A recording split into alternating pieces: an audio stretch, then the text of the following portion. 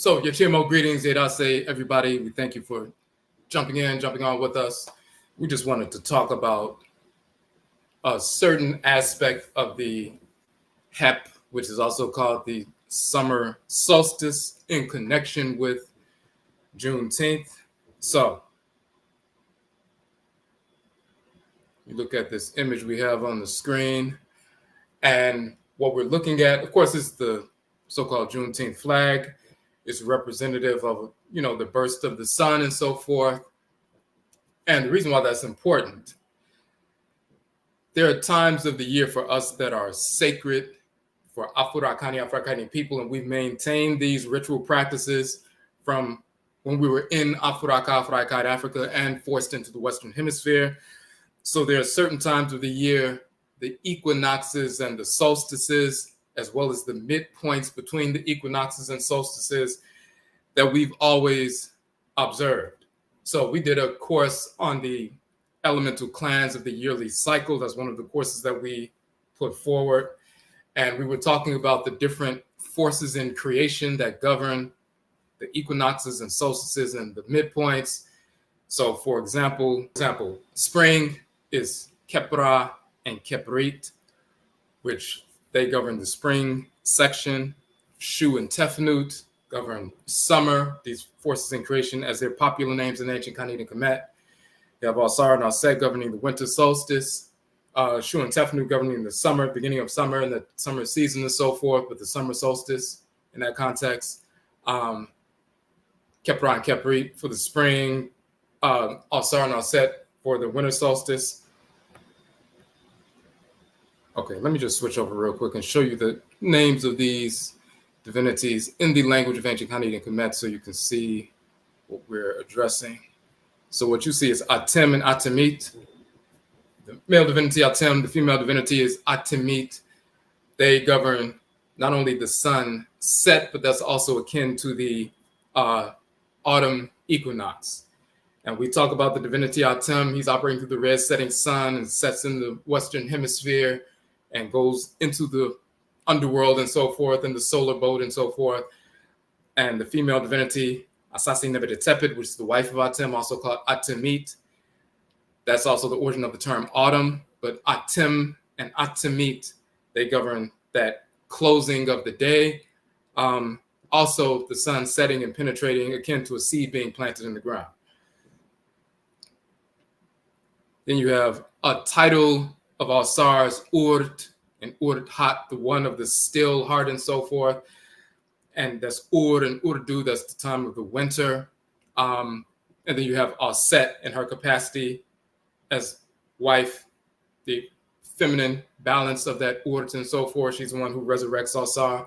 But they govern the winter solstice, and one of the most dominant constellations in the wintertime, of course, is Sa, which is Orion, which is Sahu, as we call it in ancient Kemet, governed by the divinity Asar, but Asar and Aset operating through the winter solstice and governing that point.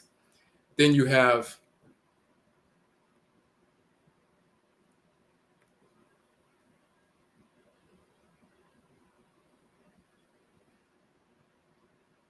so you see the Urt-Hat, still of heart, to be rest, to be motionless and so forth, the setting of a star and all of that. But that's talking about, of course, the death and resurrection of Asar, but also the solstice. The term solstice means the soul, Latin for sun. Stis is standing. So when the sun rises in the east and then sets in the west and so forth, at the time of the summer solstice, it has its highest arc, the highest point in the sky, and then sets in the west. So it's the longest day of the year, 15 hours of sunlight, 9 hours of darkness, and so forth.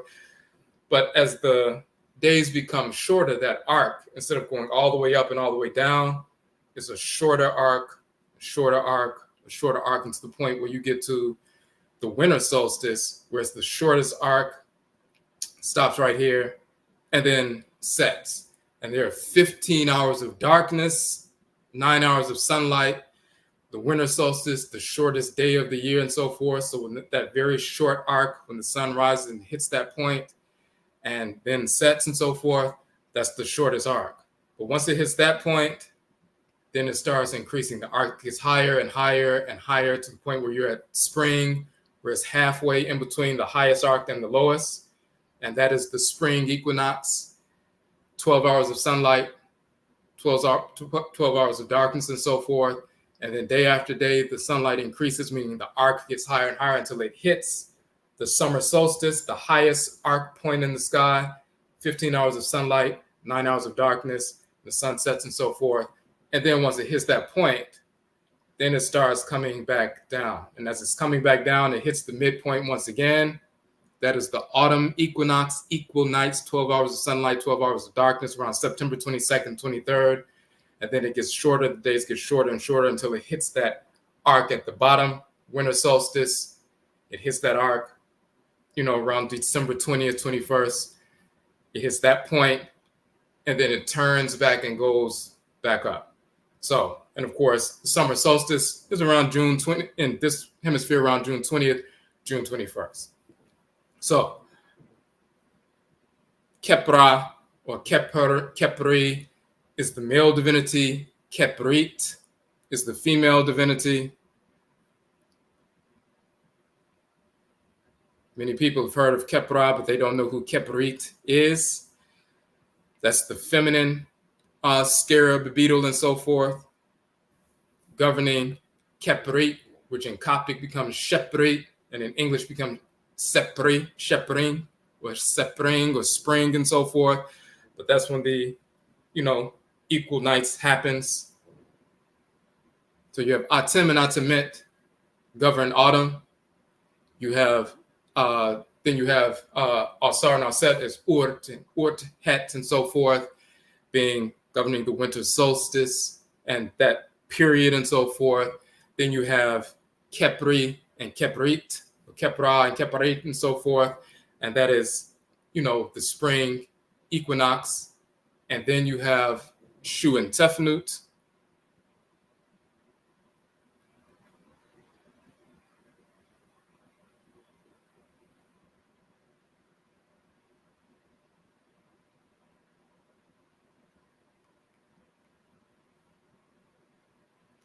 And as you notice, Atem and Atemet, origin of the term autumn.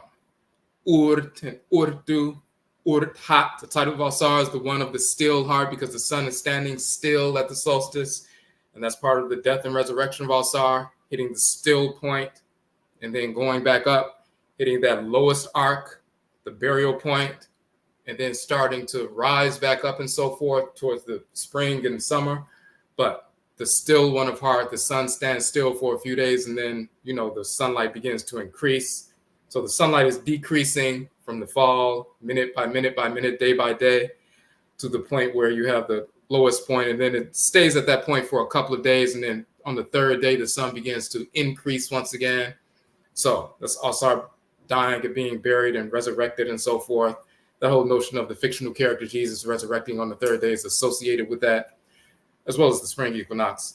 But the sun, soul, which we call Aten, Atenita in ancient Kemet, but soul in Latin, solstice. The sun stands, solstice. It stands at that bottom arc point, December 20th, 21st, for a few days. And by December 25th, the new sun is born. The sun is born on December 25th. That's where they get that notion from, of course, where they stole it from Heru and Asar and Aset.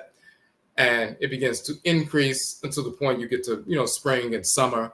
But Urdu is the origin of the term wurt, and wunet became winter and so forth. And we go through the entire etymology in the Proto-Indo-European language phylum to show that winter and wint and weret comes from wurt in ancient Kemet, a title of Asar governing the winter solstice. Atem and Atemet, who govern the setting of the sun, but also the beginning of autumn and so forth. Atemet, origin of the term autumn. Khepra and Kheprit, or Khepri and Kheprit become Shepri and Sheperit in Coptic, and Sepering and spring in English and so forth. And then you have Shemu, and of course, to become hot and so forth. That is the time of the year when it's hot and so forth. And about 5,000 years ago, things have shifted because of the precession of the equinoxes. But about 5,000 years ago, that point of the beginning of the hot and watery period of the inundation and so forth, it coincided, and also the heliacal rising of Sapati, the so-called Sirius, the brightest star in the sky. Now that happens, that star rises around early August in this region of the world. But 5,000 years ago, that star rose, the highest point, the brightest star in the sky, Sapati, which they call Sirius or Sothis. And the star rose up, then that was the beginning of the flooding of the river and so forth. 5,000 years ago, that happened at the same time of the summer solstice. Because of the precession of the equinoxes, over time, over the past few thousand years, it's crept, day by day by day. And now around August, early August, that's when, the star Sapatit, so-called Sirius, but Sapatit rises high in the sky, the flooding of the river happens and so forth. And that's the beginning of the inundation period. But back then, it was co-equal with the summer solstice. And so the Mesut Ra, as they would say, the birth of Ra, took place at that particular point. So the Shemu, the hot, watery period of the, summer of the inundation in Kemet, Shemu became Simu, or summer, and so forth. And that's the origin of the term. So we did an entire course on this. This is just giving you a little bit of background information.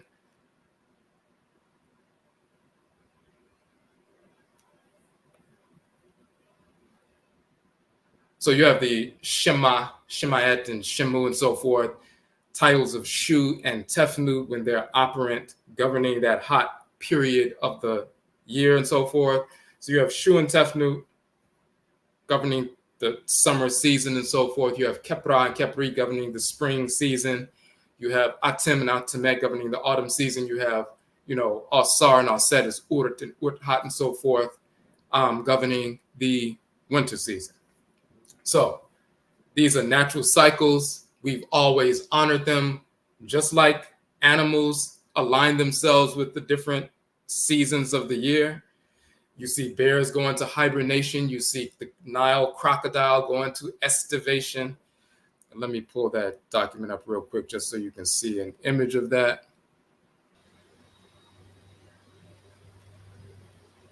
So this is from one of our retreats that we do yearly. This is one of the documents that we have put forward. You'll see Hapi and Merit. And this is the male divinity, Hapi, of the river.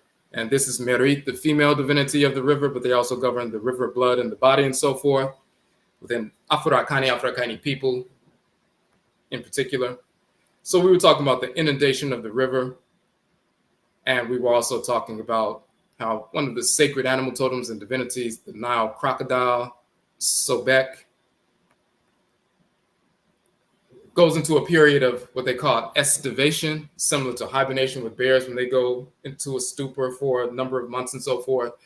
The Nile crocodile embeds itself in the Nile mud for a number of, weeks and so forth, and is in that estivation, hibernation stage.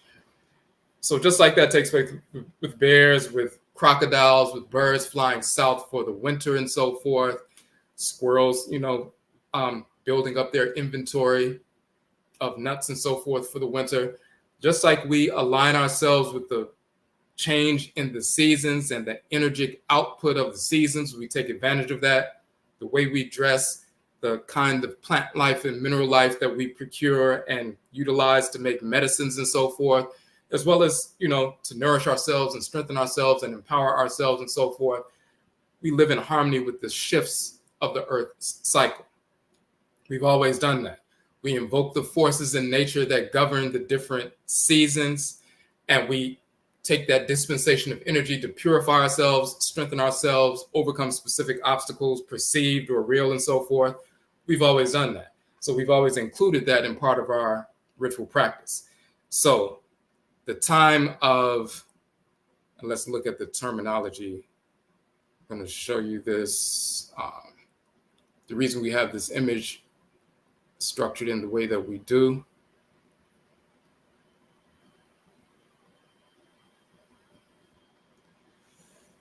So, of course, that's the Juneteenth flag. But it so happens that Juneteenth happens around one of our sacred observances that we've been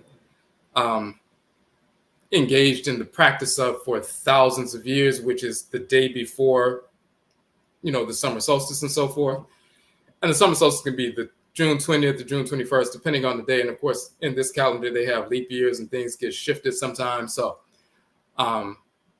but we also have the terminology here, the term HEP or HEP in ancient Kemet, referencing the solstice. We're also going to get into Ra, the creator of the universe. And this, of course, is Rait, the creatress of the universe, female counterpart of Ra. There's always a balance and so forth.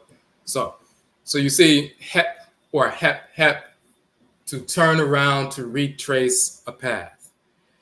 And then you have HEP, turning, solstice. And then they have the dual, because there are two solstices, of course. There's the summer solstice and the winter solstice. So when you look at that term HEP or HEP, to turn, to retrace a path, we just showed exactly why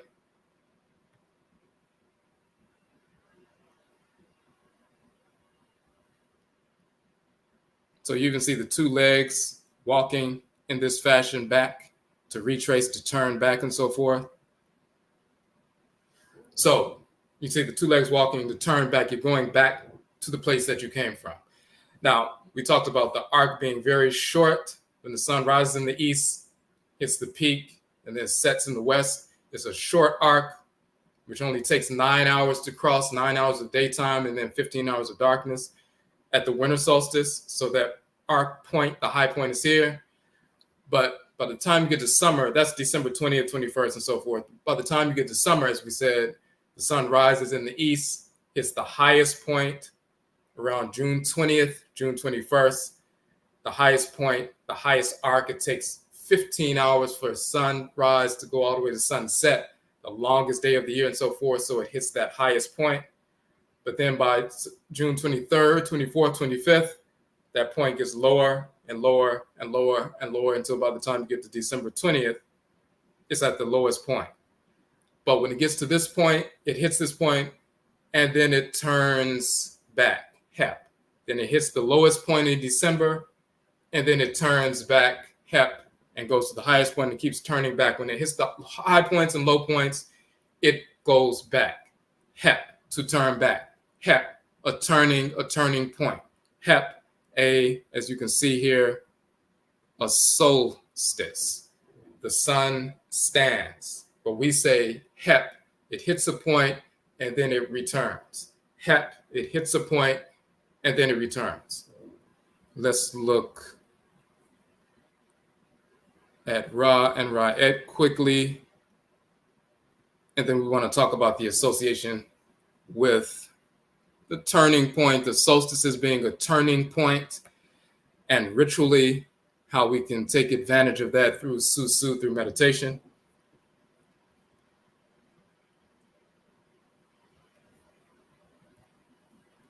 So this is one of the books I've published. I've published, as we said, 31 books so far. All 31 of the books I've published are free downloads from our website. So you can download this book as well as the others and so forth. In this particular book, we were showing that Ra, the creator of the universe, and Rait, the creatress of the universe, are the divinities. In the Akan language, they are called Yonkumpon and Yonkunton. And in ancient Kemet, they're called Ra and Rait. So the book is about that. It talks about their cosmology as well, but we were proving, since we practice the Akan tradition as Akan people, we're showing in the Akan language what are the names of Ra and Rait. We also show, for those who are Ewe by ancestry or Yoruba by ancestry and so forth, we show the names in the Yoruba tradition, Odumare and Oshumare, and Ewe is Da and Aidahuedo and so forth, but we show that in the book as well. And for those who are Akan, whose ancestry is from Ghana and Ivory Coast, when we were forced into the Western Hemisphere, we continued Akan ancestry religion under the Akan term Hoodoo, And we have a number of different books and articles about the Hoodoo tradition. And we just released a documentary film called Hoodoo, Akan Ancestral Religion in North America. You can look on our YouTube page. It's you can watch it's a full feature-length documentary film, and you can check that out on our page. But, so as we said, this is Ra, this is Rait, Creator and Creatress.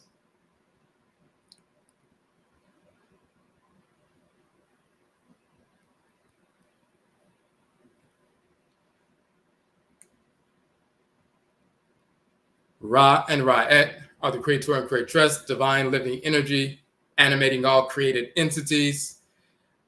The divine life force energy within you, the solar fire force that is circulating through your being and so forth, that is the energy of Ra and Rait. And those who are Afuraitkaitnit people, African Black people, we can communicate with, be possessed by the divinities, including Ra and Rait. But if you look at your body as a great being, as an Afuraitkaitnit woman, microcosmic level, you are an emanation of the great mother divinity, the feminine expression of the supreme being, Amenet. You see Amenet sitting right here. As an Afurakani man, African Black man, you are an emanation on a microcosmic level of the great male expression of the supreme being, which is Amen. So here you have Amen and Amenet, also called Amen Ra and Amenet Rait, but Amen and Amenet sitting together. They are the two halves of the great divine whole that we call the supreme being. And every Afuraitkaitnit ethnic group has a name for them in their culture. So in Vodun, they say, instead of saying Amen, they call him Lisa. They call Amenet Mawu. In Yoruba, they call Amen Olorun. They call Amenet Olokun. In Akan, they call Amen Nyame. And Amenet, they call Nyamewa. In Senufo, they call Amen Kolotiolo. They call Amenet Kateelio. So they're the great being. And just like your physical body, you're the great being. But then you have life force energy circulating through your being that you can direct to your hands, legs, feet to move, or to your reproductive organs to go out and create a child. The creative force within you is your Ra force if you're the male, Rait force if you're the female. The divine living energy operant within the great divine body of Amen and Amenet are Ra and Rait. Ra and Rait are the grandchildren of Amen and Amenet. The Creator and Creatress are the grandchildren of the Supreme Being, the Great Mother and Great Father, Supreme Being. So we've always had that proper understanding of the difference between the Creator and Creatress, who are subordinate to the Great Mother and Great Father, Supreme Being. Just like you're a great being and you direct your life force energy to work for you, to create for you, to heal for you and so forth, to connect with other individuals for you and so forth. Amen and Amenet direct Ra and Rait as their creative power to create the universe and sustain. So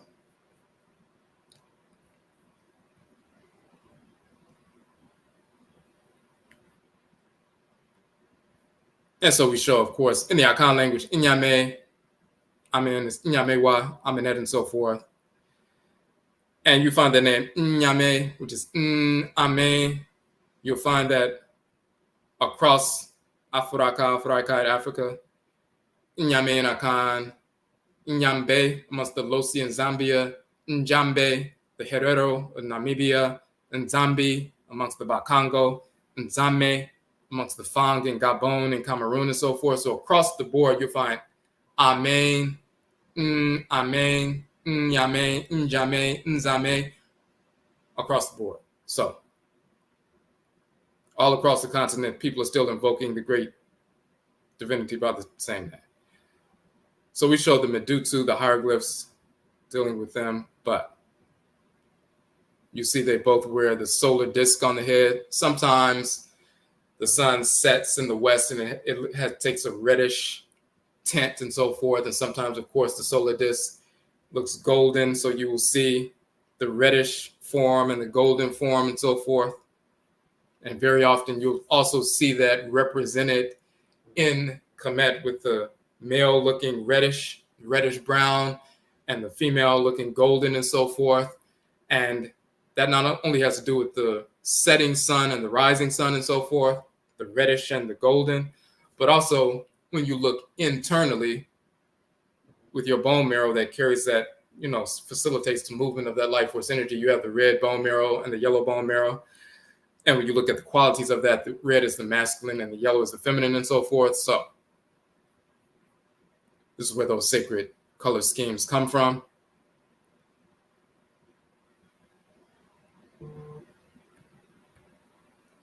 So we talk about some cosmology here, but when we talk about light shining through a prism, broken up to a rainbow, when sunlight is refracted by rain or mist, it's broken up into a rainbow and so forth. We talk about the ancient symbolism of this, rainbows surrounding the sun, as well as the rainbow surrounding the moon, the sun halo, the moon halo, and so forth. But the circular serpent encircling the solar disk, this as the spelling for the name Ra. This is how you spell Ra in ancient Kemet, and then Ra with the T, Ra-et. This is the original Medusa hieroglyphic symbol in nature. You have dual rainbows representative of Ra and Rait, the rainbow serpent. We show in the language of the Akan, and Yonkumpon means the circular pon, Nyanka or Nanka serpent, and Yonkunton is the arched Nton, Nanka or serpent, the sacred animal totem for Ra and Rait. In Vodun, you have the same principle. The two rainbow serpents, serpent swallowing its tail. Da is the male serpent. Aidahuedo is the female serpent. The spiritual forces operant within these sacred animal totems and so forth.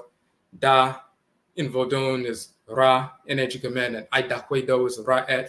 So, and we also show that Odumare is the creative power. In Yoruba, Oshumare is the circular rainbow serpent swallowing its tail and so forth. That is Odumare and Oshumare is Ra and Rait. In Yonkumpon and Yonkunton and Akan is Ra and Rait. Da and Aidahuedo and Vodun is Ra and Rait, the creator and creatress. And that's important in the context of the Mesut Ra is a time of the year. Now it's pushed over into August, but a few thousand years ago, it was co-equal with the time of the year of the summer solstice, and this is why it was called Mesut Ra, or the birth of Ra, as well as Mesut Rait, the birth of Rait. That's that point of the summer solstice.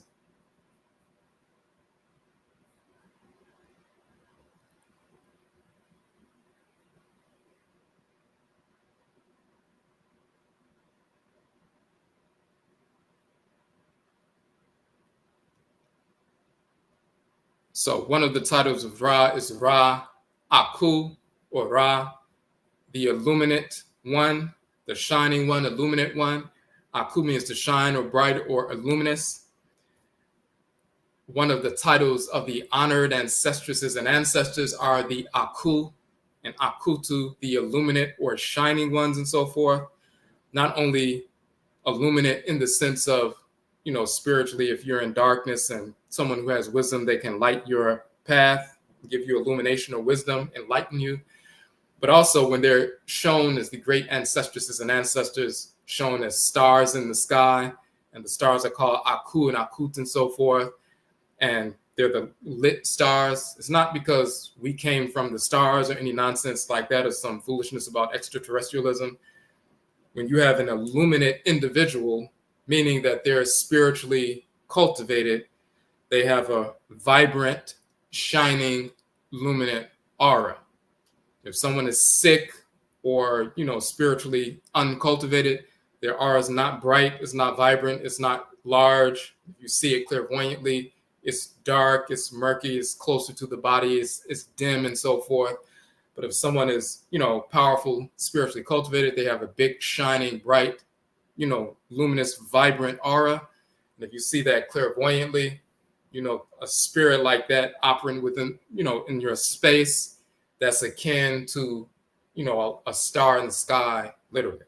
So they have that vibrant energy, literally. But Ra is called Ra Aku, the illuminated one. and Akut, fire, Aku to be bright, shining, splendid, glorious, and so forth, excellent. Aku, brilliance, radiance, light, splendor. Aku, a title of the sun, the Aten, but also Ra, as well as Ra'et, utilizing the sun, the Aten, to transmit their energy. And then Akut, the eye of Ra, the fire light of the sun, the flame goddess, the fire Uraeus or Arat on the crown of the Per'a, and so forth. So when you see the illuminate one and the serpent power and all of that, that's what we're looking at. But that's also important for this time of the year. It's the most, just like the noon time is the hottest time of the day, the summer solstice is the hottest time of the year. We take advantage of that dispensation of fiery energy expended and dispensed to us from Ra and Ra'et. We take that in ritually so we can purify ourselves through that purificatory fire, empower ourselves, clear ourselves out, burn away impurities in conditioning, as well as if you have physical issues as well. So we invoke that power to ingest that energy, purify ourselves, burn away impurities, fire ourselves up, empower ourselves so we can blast through any obstacle that stands in our way. That's the purpose of that. Invoking Ra is Ra Aku, Ra'et is Ra'et, Aket, and so forth, or Akut. That's part of a ritual process. So here we're just showing, some more of the symbolism and so forth.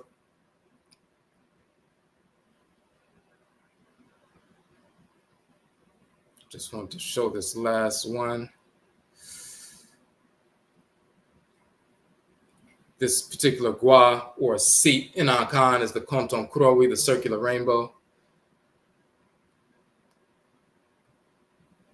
But just like you have the sun and the moon in ancient Kemet, you have the rainbow serpent encircling the sun and swallowing its tail, so to speak, around the sun or the moon.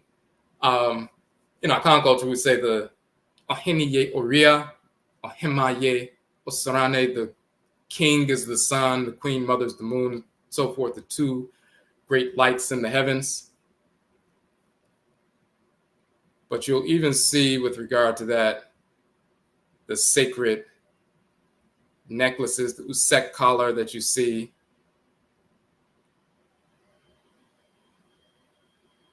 It references the same proverbial wisdom that you see in the Akan tradition. The king in this context is the sun, and the queen mother is the moon. And then the sacred rainbow collar you see is the rainbow around the sun and the rainbow around the moon. So when you see the king and queen mothers sitting in state and so forth, you're seeing the energy that lights the day and allows us to move and operate throughout the day and so forth, that empowers us and edifies us.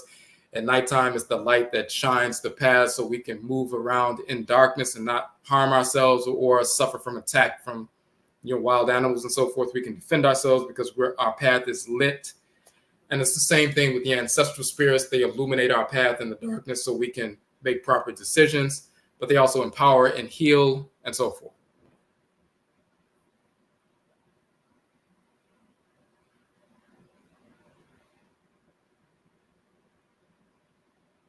And that we're showing that Usek color and so forth, and that's what's going on.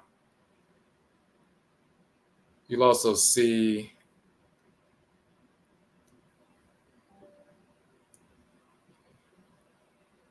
another version of that Usek collar with Ptah and Heteru. And you see these sacred colors. There's a reason why, there's the red, black, and green flag. Those are colors from ancient Kemet. And you see that around the necks of various divinities, Ptah, Heteru, Alsar, and so forth. So the red, black, and green flag is associated with these sacred colors is a sacred color scheme in the symbolism in ancient Kemet. You will also see, when we scroll back up,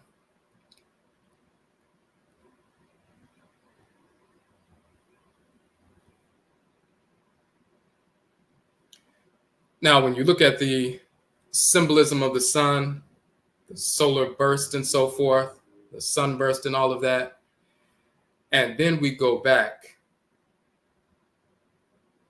to the activists who decided to create the Juneteenth flag. Okay, so now you can see, instinctively, sometimes when people are doing these things, they do them deliberately because they've been studying things, and sometimes they would do these things instinctively, but there's a flag that's associated with Juneteenth. The central piece of the flag is a little star image with a radiant, glow around it, right in between the arc. We talked about the arc of the sun rising and sun setting and so forth.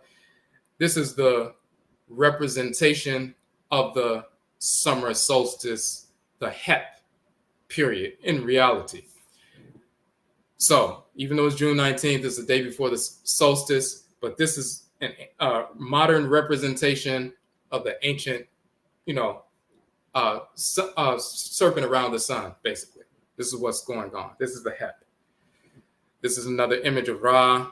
This is an image of Rait. In fact, I took these images on my iPhone when I was in Kemet. This was from the Valley of the Kings and so forth. And this is in Asediu, which is so-called Karnak, in the temple of Khonsu or Kainsu in the precinct of Mut. That particular place was closed for reconstruction or restoration, but we were able to get inside. And within the temple of Kainsu, you'll see this great image of Rait, the Creatress. There aren't a lot of images of Rait. There are many of them, but not as many as some of the other divinities. So we want to make sure we captured that and brought it back. So once again, this is Ra and Rait. Juneteenth is the summer solstice. It's the precursor to that. This is why we have a natural inclination, even if we don't, we politically, we would never set aside a day and say, this is the day that the whites in our spring decided to tell us that we were free. That's not a time for us to celebrate. But what we observe is the actual solstice. So all the energy that's moving around this time of the year for Black people is really coming from the solstice, the HEP, as opposed to quote unquote Juneteenth. So, and of course, the whites in our spring doing a national holiday, that was all politically motivated to get brainwashed Black people to support some of these criminals in office and all this other nonsense. So that has nothing to do with anything that's based in reality. That's just them being their regular criminal selves. But the energy associated with this time period is really coming from the solstice, and that flag is a representation of the solstice. And the solar disk, the Aten on the head of Ra, and the Atenit on the head of Rait. Aten and Atenit are the male and female deities of the sun in Kemet. Ra and Rait use the Aten and Atenit, the sun, as a physical transmitter of their spiritual energy. But they are not the sun god and sun goddess. Aten is the sun god. Atenit, she's the sun goddess. Ra and Rait will possess the sun just like a spirit can possess you, spirit possession. They possess the sun and use it to transmit their energy. So, but there's one other piece that we want to talk about. You'll see Amenhotep, son of Hapu, in that meditative posture. And we're talking about ritual to, take advantage of this time of the year and the energy of this time of the year. So let's get back to the HEP portion. When you see the way the term HEP is spelled, you see the little umbrella. You see the umbrellas held to shade the king and so forth. So it's turning point. That's the arc. That's the limit. It's also the same umbrella that's used for a kahibit, as you can see right here. Sometimes it's just that symbol itself to spell it. Sometimes they spell it out. Sometimes they simply use the symbol of the quote unquote shade.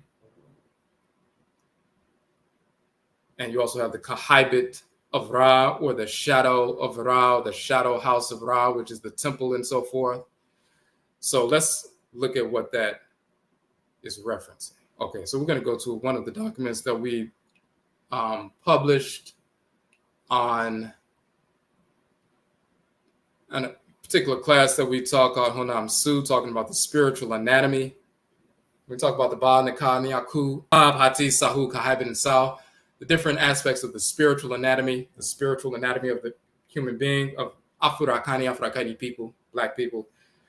You have the Ka, which is the soul, divine consciousness, Kayat for females, women. Ba is the spirit, the divine living energy animating you, Ba'et for women, and so forth. You have the Yaku, Ab, and so forth. So we talk about the different aspects of your spiritual anatomy. And we also show they have the same names in the Akan language. So you have the terms Kahibit and Shut in ancient Kemet, which are the terms for the aura. The Kahibit is the aura. And then the Shut is the term for the quote unquote shade or the shadow. So you have your aura, the radiant force surrounding your body, and so forth. Just like the sun has a corona that extends way beyond the body of the sun, you have an electromagnetic field surrounding you, just like the earth has the magnetosphere surrounding it. Your aura, if it's seen clairvoyantly, as we said, can be a radiant, vibrant aura and so forth. It's called Kahibit in Kemet. But then you also have Shut, which is a term for the shadow, which is also actually a spiritual entity because your energy is invested in the dark shadow, and therefore it carries force and power. And we also show the Akan language representations of that. So we say the determinative Meduta glyph for the term Kahibit is the sunshade, the umbrella, as we can see right here. The Akan term Chiniba is Chiniba, which is Chaiba in Kemet, Chiniba in Akan. The root Chim means to turn, round, revolve, wheel. Let's go back up and see that. So that Chiniba is the umbrella, the shade that, is held over the sovereign and so forth. But that root to turn, twist, to wind, and so forth, to turn around, revolve, wheel. And of course, that goes back to HEP, meaning to turn around, to turn back, or go back, and so forth. Once you hit the point, then you go back. So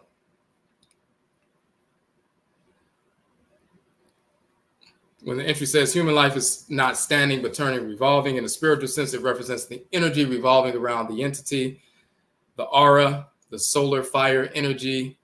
There's the medut of the solar disk spelling out the word Kahibit, showing, the solar energy of the aura, the way it's spelled with this circular circle with the dot in the middle.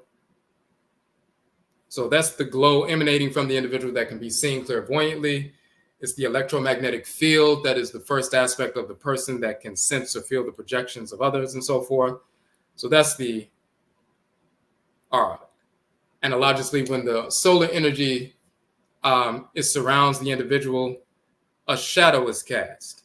The dark figure projecting the specific form of the individual, the dark side of the aura, has spiritual implications as well.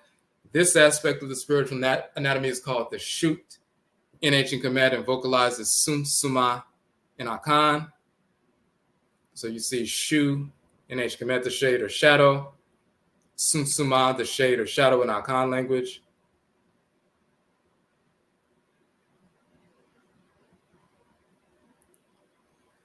Now, we're talking about the language itself, but spiritually it references, and Kesua means an egg, but it's referenced the auric egg emanating from the individual, as well as the dark egg of the shadow.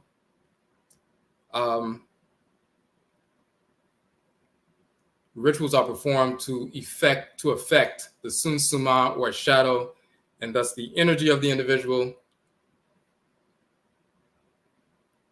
And we're showing here the circular serpent surrounding its tail, surrounding the individual in the context of the aura. But you also have this Shu emerging from the shrine in Kemet.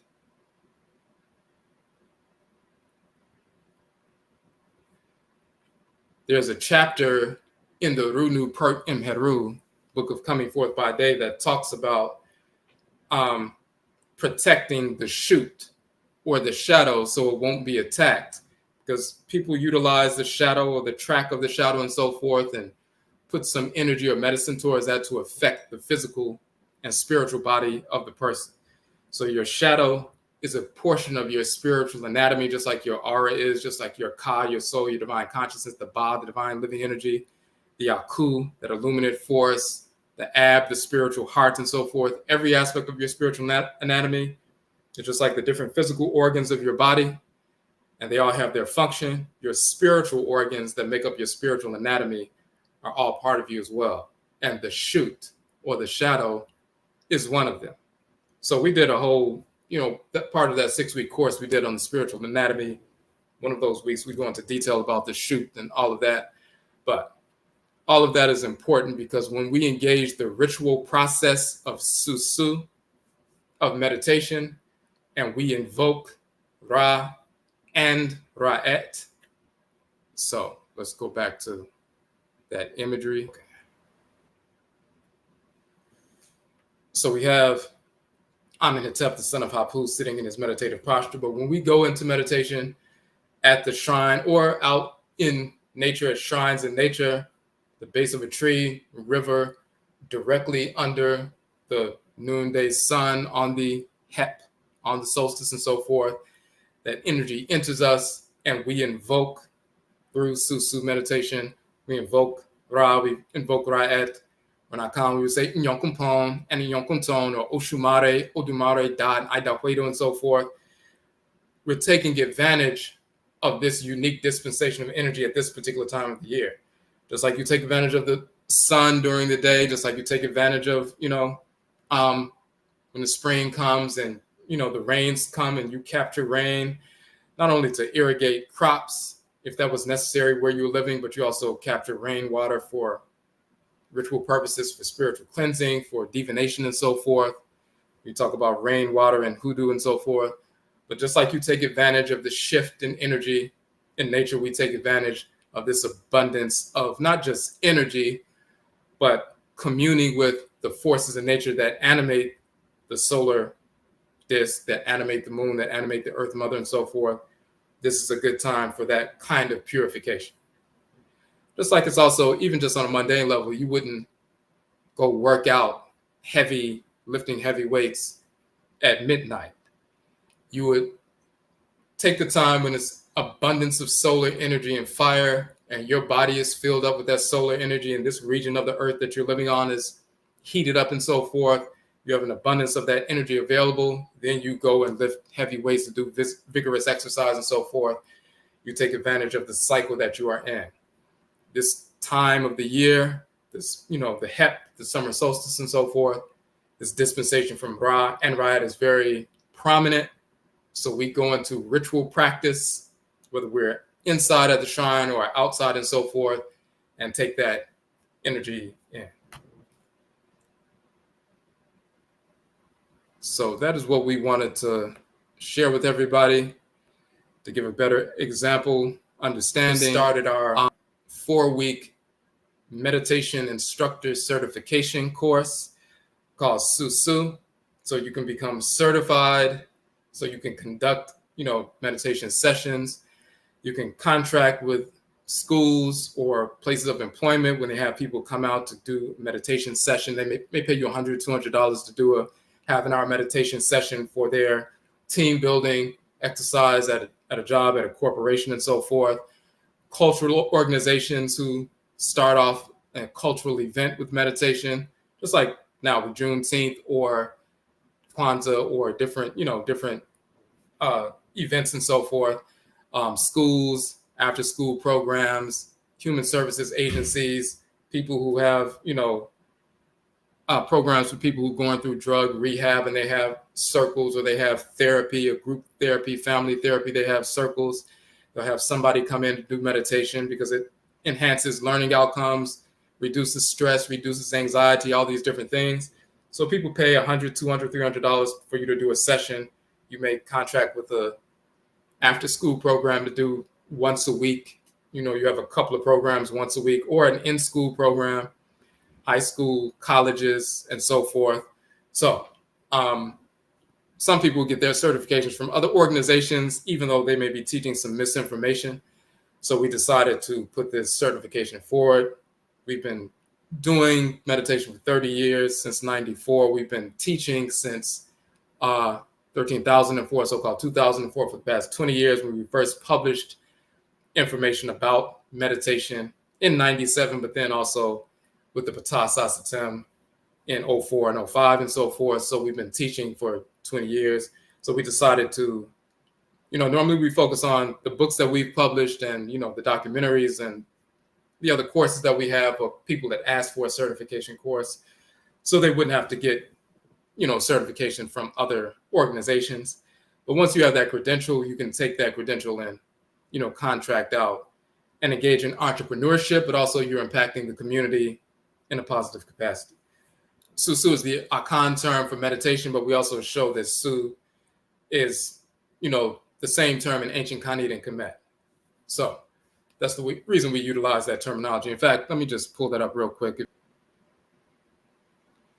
So in our course, we call the course Susu because, dealing with meditation in the Akan language.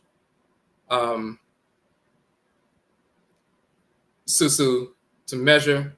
The term means to measure. To measure the depth of, to calculate the capacity of, to reflect upon, to meditate, and so forth.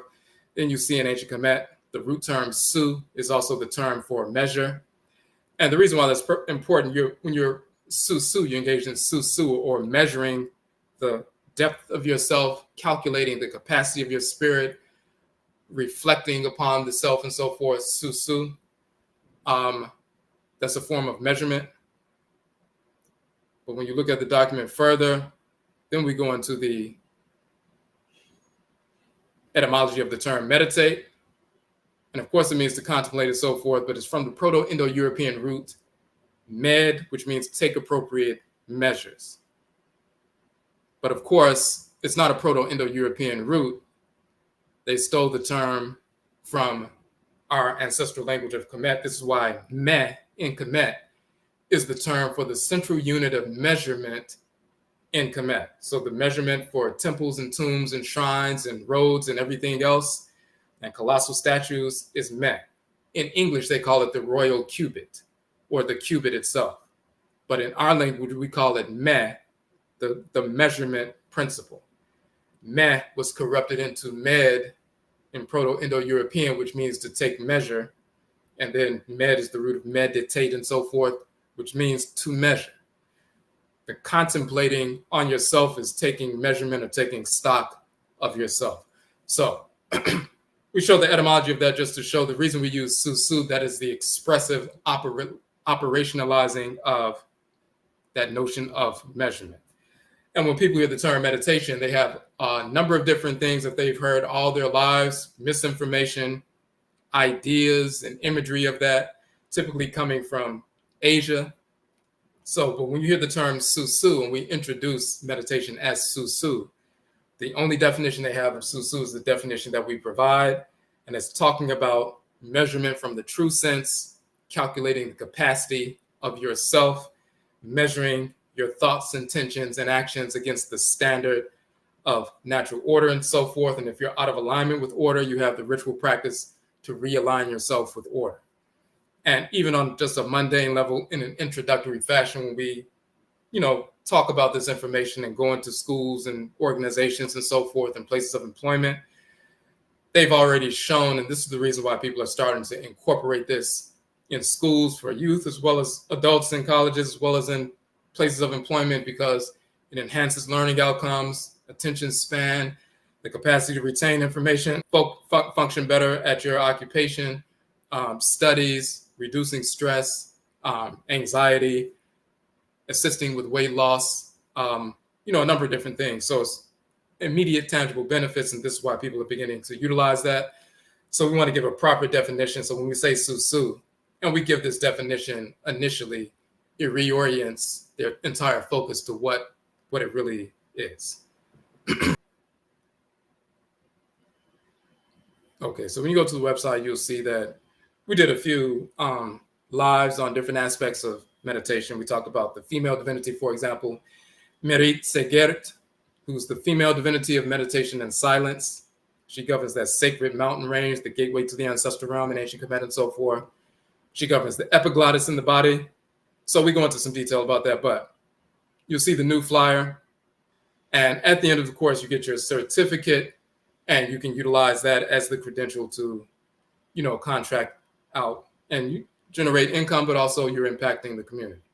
So, and some people will end up branching off and simply doing that full time. If you have one school per, day, or one after school program per day, or,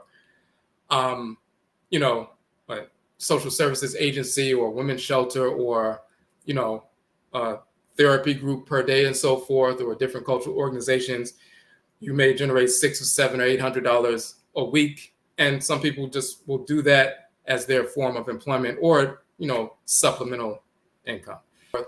But you'll notice after the course is done, within the first couple of weeks, when you schedule your first session at an organization or an event or whatever, the first couple of $100 that you get paid will have covered the course within the first couple of events that you have. But we noticed that people are charging thousands of dollars for certifications for meditation or yoga and things like that. People can teach yoga, that can be beneficial as well. When you go to most schools, organizations, places of employment, and you're talking about something that will focus you and enhance learning and reduce stress and so forth, yoga can do those things, but most people initially are not able to move in that fashion when they first start. So if you went to if some place of employment said, hey, we're going to have this seminar, we want somebody to come out and teach something about mindfulness and to enhance our performance at work and increase our sales and so forth, people are stiff. They're not able to immediately start doing yoga postures and so forth. But anybody, whether it's a child or an adult, can sit and engage the SUSUW process, the measuring process, the measuring the depth of the self process immediately. They don't have to fold their legs. They don't have to be limber. They can sit, just like one of the reasons that we show this image. They can be seated in a chair, just like Amenhotep, the son of Apu, and so forth, and immediately start the process. That's one of the books that we published, as a matter of fact. When you hear us say Afuraitkaitnit,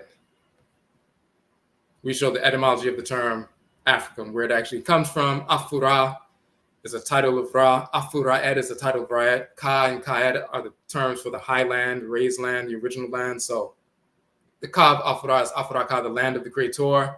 The Ka'et is the land of the Creatress. So this is why you hear us say Afurakani, Afuraitkaitnit, meaning African. But we go into a lot of information about that in the 31 books. You can download all of them for free. We also have online courses separate from the certification course, but our online courses on the Akongwa Suya page on our website. When you scroll through, that's just a collage of the different ones. When you scroll through, you'll see that all the various flyers from the previous courses, they are all archived now. So we actually have 40 online courses. Most of them were either 6-week courses or 4-week courses. A couple of them were 7-week courses. One is a 13-week course and so forth. But you can go on the page. You'll see that, these 4-week course, 6-week course, 7-week course, whatever it is, you can purchase that, and we'll send you the links and the password so you can access it, unlimited access and so forth. But these were courses, teaching culture and cosmology and language and things like that. Study and learn about cosmology and language and the nature and function of the divinities and our different ancestral religious practices and nation building and a number of different things. So that's on the Akongwa Suya page on the website. Okay, so again, I'll say we thank everybody for joining in with us. And Yebeshia Bio, we will meet again. That's it. SUSUW, Meditation Instructor Certification. SUSUW is the ancient Akan term for meditation.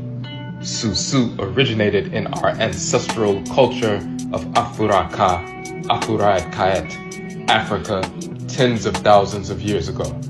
This ancient practice has been utilized to regulate physical, emotional, and mental balance for millennia in varied expressions wherever our people have migrated in the world. The scientific benefits of meditation for youth and adults have been well documented, enhancing learning outcomes, regulating behavior, overcoming anxiety and depression, rebalancing hormones, lowering blood pressure, reducing stress, regulating weight loss, overcoming addictions, developing discipline, maintaining focus to overcome obstacles to short and long-term goals. Our meditation instructor certification is for individuals, independent contractors, educators, homeschoolers, human services professionals, behavioral health professionals, and others. As a certified instructor, you are qualified to contract with independent schools, charter schools, cultural organizations, corporate entities, women's and family shelters, community centers, colleges, and more to conduct meditation sessions on a daily, weekly, or periodic basis. Our instruction is rooted in our Nkwamwa whole life wellness model.